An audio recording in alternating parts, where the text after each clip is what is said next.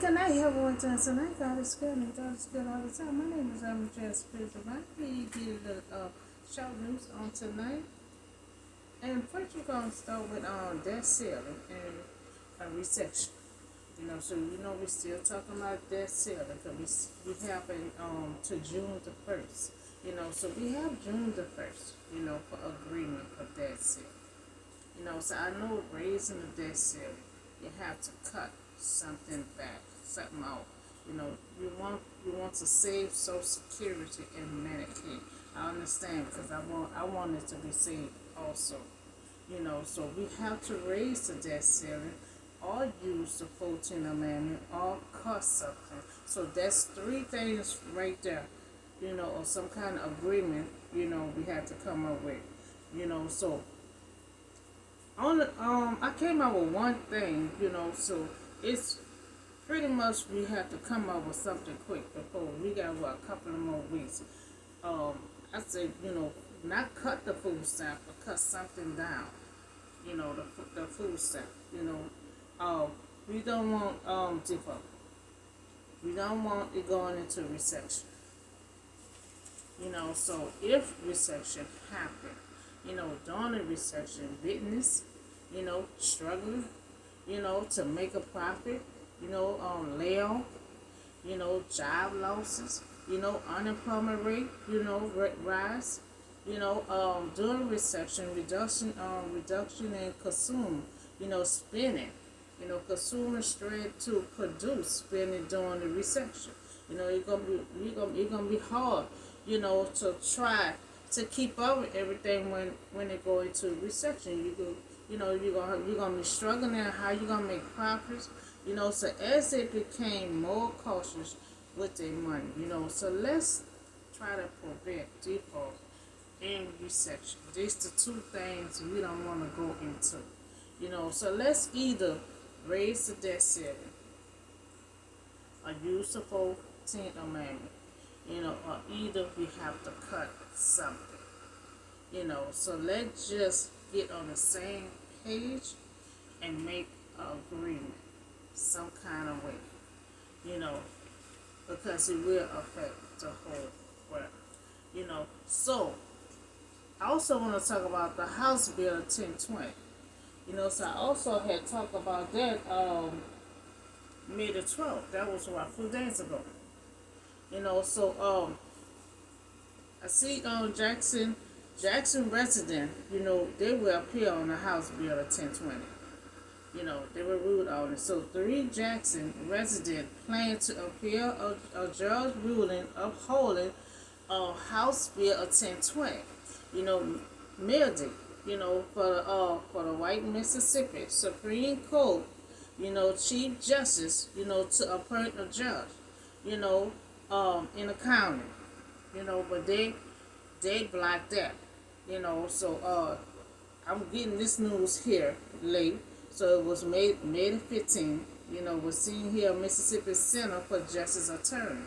The hearing, the first hearing was May the 10th, to appoint the unelected judges to serve in a majority black county.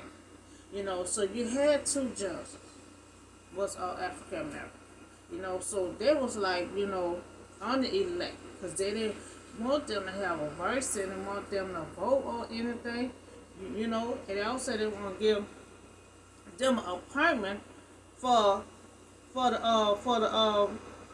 law, for making a permit, for this case.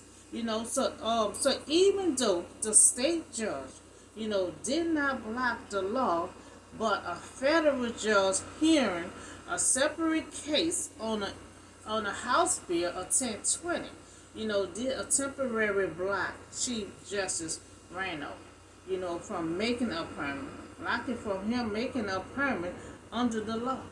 So they didn't even want him to make a permit, so they blocked that, So May the 12th pending on a hearing in a court later this month.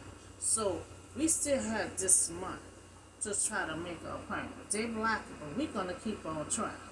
We're going to keep on trying because we need 2 African American judges, they need a verse. They need a verse. You know, they have an unelected judges temporary block, in Jackson, Mississippi, for the House Bill of 1020 lawsuit. So the House Bill of 1020 temporary block these judges, even blocked them for even trying to make an appointment for this lawsuit. So the unelect is not chosen by vote, not even elected. Just don't want them to have a voice at all. So there I see that they did make a appointment May the 22nd of this month. I had to find out the time, and the location. So the House Bill of 1020. So now this bill will strip voters, and political power away from the majority of black citizens of Jackson, Mississippi, in the textile, away from the community in need. So the unelect judges, temporaries black, in Jackson, Mississippi, the House Bill of 1020 lawsuit. So the unelect judges, to serve, in the majority of black county. We need these two judges here to serve in this community. And Jackson in the community. So block the hearing date. They block the hearing date. Separate the case the House Bill of 1020 temporarily blocked the judges ran off from making a permit. So I oppose the House Bill of 1020. Strip voters and political power, away from the majority of the black citizen, of Jackson, Mississippi. The textiles, away from the community in need. So anytime, they need anything done, they got potholes in the street, in their community. They refuse the funds to try to get anything fixed, anything done in their community. That's what I mean, tax dollars away from them in need. So I also oppose, you are blocking the judges to serve in a black community, to have a voice for them. So you have judges unelected, and I blocked this. I blocked this House Bill of 1020, and I request, that these judges be on seat, not be unelected. I request that they be elected, to have a voice in the seat, to have a voice, for the African American that's in this community. You block them for even making a permit. So we talk about this debt ceiling and recession, because we have like June the 1st, that's like a week and a half, we have 3 charges. We either raise the debt ceiling, use the 14th Amendment, or either cut something. Either way it goes, we have to get on the same page some kind of way, to have agreement to have this done. So we also talk about we don't want it to get into default. We don't want to get into recession. Recession, a lot of business, gonna be struggling, trying to make a profit. Unemployment rates, gonna raise up. So it's a whole lot of stuff that will be going on with recession or either default. So we don't want to go into these categories here. So we gonna have to, raise the debt ceiling, 14th Amendment, or either cut something. I'm trying to help come up with something before June the 1st. All I came up with so far, not cut the food down, but we have to cut something down. Now we have to save the Social Security and the Medicaid, because a lot of people retired, they're expecting that Social Security, and a lot of jobs don't have retirement plan. So a lot of people, they be looking forward for their Social Security. So I'm on the same page with that, saving the Social Security and the Medicaid. So I will try to find something else to cut, because we have to do this quick before June the 1st. So we talk about this here. So we also talk about Jackson, Mississippi, the House Bill 1020. To have two African American judges that they unelect. Don't want them to have a verse to say anything. Even block them for even making a payment for this lawsuit. So I see that they came along, and made a payment, for May the 22nd. So I blocked this new bill, the House Bill 1020. And I also request that these judges, I see you made a payment, but a payment have to stick for them to have a payment for this lawsuit. And I also blocked the new bill, a 1020, and request that that these two African Americans stay on seat, not be unelected, but should be elected. So that's all the short news I have for you today. And I see y'all on the next. Let me see something. I have a short word on today also. David saved Keilah. They're gonna come from First Samuel, chapter 23, 1-6. So now David was told the Philistines, are fighting against Keilah and are loading on threatened floors. David not in seat yet. Now he on the run right now. I don't have the story right now on that, but he constantly was running backwards and forwards. He'll come back, suck in his little move, he running again. So he done ran on the run right now, but he still is working. We see he working, but he not even in seat yet, but he is working. So now the threatened flows, was open, loading, threatened flows. So Philistine was robbing the Keilah citizen of all their food supplies. So now David is not a leader yet. He's not a leader yet, but he was told about the Philistine.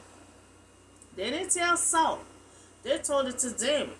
It's like, looting is like they're vandalizing just the city and stuff, taking all their food supply, just throwing it all on the ground and stuff like that, Someone told him about the Philistine, what they're doing, so he required the Lord, so he doing what he's supposed to do. Before you go to battle, you're supposed to consult with God first, and that's what he's doing. He requiring of the Lord, saying, should I go? Should I go and attack those Philistines? So he asked, and this was the leader supposed to do, the Lord answered him and said, go attack the Philistine. But he said, for save Keilah. He said, save Keilah.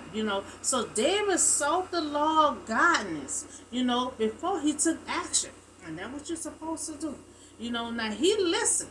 He listened to God, direction. And did he proceed according to, rather than trying to find God will after? And Joshua was a good leader, but he made some mistakes too. Remember, he went out to battle before he consulted God and made a mess out of everything. And then he got down, flat down on the ground and prayed to God to step in and help him. So that's what he's saying. Go to God first. Before you make a mess of everything. Because then when you make a mess, after the fact, then you go into God, and then that'll be backwards. So he doing the correct way, so rather than trying to find God will afterwards. So the fact of having to ask God to undo the results of our decision, because sometimes, we'll figure, we got, especially, Joshua made a mistake a couple of times, he put him in charge and probably figure I don't want to keep on asking God about simple questions. And I know sometimes I used to do that, when you're a leader sometimes. Once you're a leader, you don't want to keep asking the person over you, keep on asking them questions. That's why a lot of times when I go on a first job or wherever, I take notes to keep asking them the question and stuff. And so I think that's what he was doing. By him a leader, a training leader, he didn't want to keep on asking God questions. But we see David's in training. David asked God first, and God answered quickly. So now David, David's a man. David men, are afraid. To the interjurious city, and they're afraid. So how much more than if we go to Keilah against the Philistine forces? So they got to go.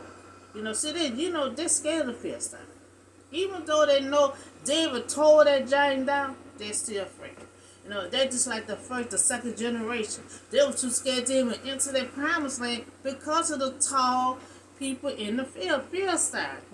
So once again, David inquired of the Lord, and the Lord answered him, and the God said, "Go down to Keilah." He said, "For I am going to give you Philistine into your hands." God already gonna go ahead of us. He said, "Yes, go, and I'm gonna give the Philistine. I'm gonna give them to your hand. I'm gonna put them into your hands." So now we see that David inquired of the Lord once again. After having already received a direction answer from the Lord. So the men of David, they're afraid. Every time they enter Philistine, they just get afraid because they're tall. All of them tall. To do as, he instructed him to go. That he will get a Philistine into our hand. So David and his men, they went and fought the Philistine and carried off their livestock, and they inflicted heavy losses on the Philistine and saved the people of Keilah. You remember God told him, save Keilah. So he saved them and the people that was in that city. But he destroyed the Philistine. So he followed instruction. And David and his men had went to Keilah, and his success on the occasion, was very extraordinary. And he saved the city and the inhabitant, that he delivered the country all around from the enemy. Now he smacked the Philistine with a great slaughter and brought away their cattle, by which means he was enabled. So this extraordinary, success, and deliverance. You see, that's what God had told him. Everything you do, everything you touch, you will prosper. You will win. And we see David, and then he doing stuff the correct way. He asking God for, should I go to battle? He in training right now. Because he will be the king over Israel. So by him taking on this little job right now, while he on the run from Saul, he fighting battles at the same time. So this extraordinary success, deliverance are so great. A city might have secured David, in a safe retreat among the men of Keilah, but it was not so. David won the Philistine, won that battle, but he saved Keilah because God told him to, So now the son of Ammonites, had brought the apron down with him when he fled to David at Keilah. So the apron was a sleeveless linen vest worn by the priest. So there was a little short story of David saved this city.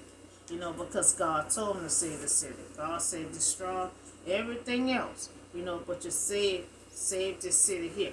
Now see, Saul did the opposite. When God told him to destroy everyone that was in that city, he destroyed people, but he saved a family.